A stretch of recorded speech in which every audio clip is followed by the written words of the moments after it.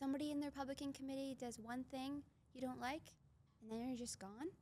Because well, what are you going to do? You're just not going to fight the fight anymore because you don't like somebody's hairdo or something? Somebody said something, it irked you just enough? Yeah. Or you didn't get the last piece of pizza at the meeting. Oh, too bad. It's true. I remember getting a text from a Democrat colleague when I had given a speech on the floor, and I used a phrase that they were offended by. And it was a colleague that, we have a good relationship and a back and forth, and we had to agree to disagree. It was not offensive, but they took offense, and we did discuss it and agreed to disagree, like I said. Yeah. But I appreciate that individual did bring it up to me instead of letting it fester. And I think if we are willing to have those conversations rather than just get offended and blast someone or disappear out of their lives, that would be a lot more productive and happier in society. That's a huge part of it too. Yeah. Being able to talk to each other.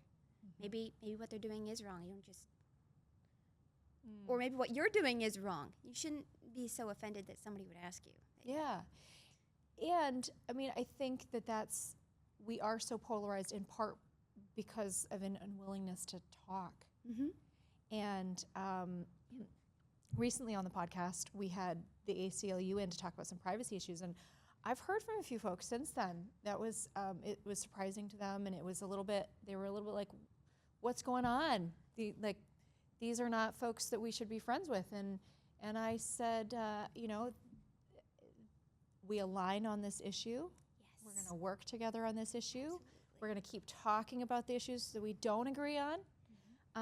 But I think it's important that we keep those conversations going and find common ground where we can. We know, me and the ACLU, we know where we don't agree. But we have common ground where we do. And so let's continue to talk and have those conversations. And maybe at some point, all of society will be able to talk instead of hate on each other. Just because they're on the opposite side doesn't mean they're evil and should be thrown in the trash entirely. They're still human. There's some good things in them.